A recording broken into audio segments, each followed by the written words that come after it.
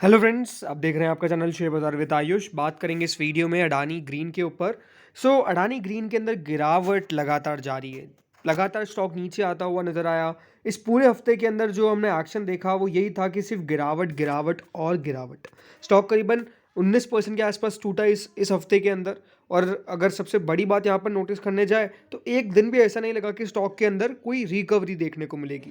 पिछले एक महीने के अंदर 75% से ज़्यादा गिर चुका है और इस साल की शुरुआत से करीबन 74% स्टॉक जो है वो हल्का ऑलरेडी हो चुका है। तो कह सकते हैं कि जो गिरावट है वो काफ़ी ज़्यादा हावी पड़ती हुई नजर आई। और जो इन्वेस्टर ने ऊपर वाले लेवल्स पे ले रखा है डेफिनेटली अभी उनकी सांसें भी अटक रही है, क्योंकि स्टॉक के अंदर कोई भी ऐसा रिलीफ देखने को नहीं मिल रहा है कि यहाँ से स्टॉक बढ़िया करेगा।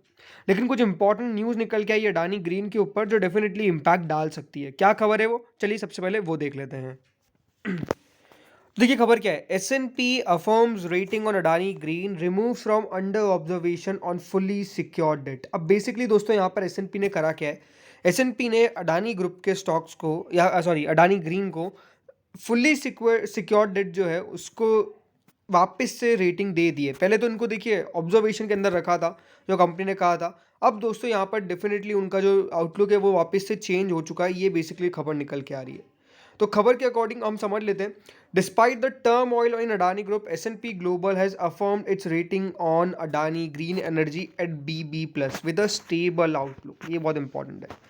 देखिए अडानी ग्रुप को S&P ग्लोबल ने यहाँ पर वापस से BB+ की रेटिंग दे दी है और आउटलुक जो है वो स्टेबल कर दिया है।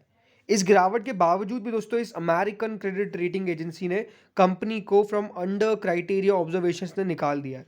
और S&P एक्सपेक्ट करती है कि जो कंपनी है the company is restricted group to help meet repayment obligation due to its strong reserving mechanism.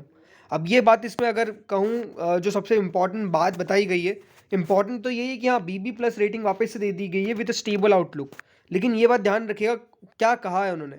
उन्होंने कहा है कि हम इनको BB+ स्टेबल आउटलुक कौन सी रेटिंग पे दे रहे हैं, on secured debt. Secured debt का मतलब क्या होता है, बेसिकली सिक्योर्ड डेट वही डेट होती है जो कंपनी अपने एसेट्स पे लेती है। तो उस डेट पे बेसिकली ये समझते हैं कि कंपनी को ज़्यादा दिक्कत नहीं आनी चाहिए। यानी वो अपनी डेट के सारे ऑब्लिगेशंस पे कर देंगे, सारे ऑब्लिगेशंस को वो मीट कर देंगे और कंपनी अपनी सारी डेट पे कर देगी, बेसिकली ये बताया जा रहा है। तो Adani green restricted group 2 includes 3 entities namely Varda solar Maharashtra, Kodangal solar park and Adani renewable energy. तो ये दोस्तों खबर है। अगर और आगे देखते हैं तो द RG2 आर द को इश्यूअर्स एंड को guarantors of Adani Green's $362.5 million in green bonds, which is a maturity of 20 years and weighted average life of 13.47 years. Basically weighted average life दोस्तों एक बॉन्ड की बताई जाती है, bond की होती है। इसकी वैल्यू करीबन दोस्तों $362.5 मिलियन है और इसकी मेच्योरिटी जो है वो करीबन 20 साल की है। यानी 20 साल के अंदर कंपनी जो है वो चाहे तो इसको वापस से रीपे कर सकती है। 20 साल है इनके पास ओवरऑल, ये बताया जाता है। तो आप कह सकते हैं कि दोस्तों ये खबर डेफिनेटली देखा जाए तो एज अ पॉजिटिव ही है। बिकॉज जहाँ पे जो रेटिंग एजेंसीज उनको डाउनग्रेड कर रही है, जो यहाँ पर डेफिनेटली अपना मूडीज़ के द्वारा भी अगर आप बीच में देखेंगे तो रेटिंग निकल के आ गई थी। अभी बहुत सारे तो नेगेटिव रेटिंग दे रहे हैं, बट यहाँ पर स्टेबल रेटिंग मिलना ये कह सकते हैं कि डूबते को तिनके का सहारा, जो डेफिनेटली मैं आपको यहाँ पे कहूँगा कि यही हम कह सकते हैं कि अच्छी खबर है। बिकॉज सब नेगेटिव के बीच में ये पॉजिटिव खबर आना बहुत बढ़िया है। ये बात भी नोट करने वाली है कि दोस्तों हिंडनबर्ग की रिपोर्ट से पहले इन्होंने इसको अंडर क्राइटेरिया ऑब्जर्वेशन में डाला था लास्ट ईयर ऑन December 14। तो December 14 को डाला था और अब जाके उनको हटाया है। तो ये अपने आप में भी इंपॉर्टेंट है। S&P ये बिलीव करता है कि जो अडानी ग्रीन है currently not impacted by the governance risk and funding challenges for the larger Adani group. ये अभी भी वो मान के चलता है। सो देखते हैं यहाँ पर आगे क्या होता है। बट इंपॉर्टेंट क्या है कि मंडे को क्या इम्पैक्ट आता है वो भी अपने आप में सबसे इंपॉर्टेंट है। एक और खबर ये भी निकल के आई थी कि सुनील मेहता जो अडानी ग्रीन एनर्जी के डायरेक्टर थे उनके द्वारा रिजाइन कर दिया गया है, क्योंकि वो इंडसइंड बैंक के अंदर ज्वाइन करने वाले। बट ठीक है, इस न्यूज़ का इतना कुछ खास इम्पैक्ट नज़र नहीं आएगा, बिकॉज ये मार्केट को ऑलरेडी पता था कि वो इंडसइंड बैंक को ज्वाइन करने वाले हैं और अडानी ग्रीन एनर्जी से उनको अनडाउटली रिजाइन करना ही था। तो वो बेसिकली रिजाइन भी कर दिया गया है। But again it's a very not a very big news, because ये मार्केट को ऑलरेडी पता था, तो इसमें कोई चौंकाने वाली बात नहीं है। बट ठीक है, कवर करना इंपॉर्टेंट था इसलिए बात कर ली।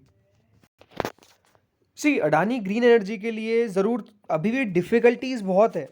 मतलब अच्छा आउटलुक निकल आने के बाद, अच्छा भी क्या कहूँ, स्टेबल आउटलुक निकालने के बाद डेफिनेटली देखिए स्टॉक पे इम्पैक्ट उसका आना चाहिए। बट अगर मैं बात सिर्फ बॉन्ड मार्केट की करता हूँ, क्योंकि इंपॉर्टेंट क्या है कि वो ये जो रेटिंग्स होती है वो बेसिकली स्टॉक से ज़्यादा बॉन्ड्स के लिए इंपॉर्टेंट होती है। अगर अडानी ग्रीन एनर्जी के बॉन्ड की बात करता हूँ तो उसकी यील्ड जो है वो लगातार इंक्रीज हो रही है। अब ये बहुत बड़ा नेगेटिव होता है, ये बात ध्यान रखिएगा, यील्ड का बढ़ना अच्छा नहीं होता है। यील्ड का कम होना अच्छा रहता है, जैसे स्टॉक की प्राइसेस का बढ़ना अच्छा रहता है वैसे यील्ड का घटना अच्छा रहता है।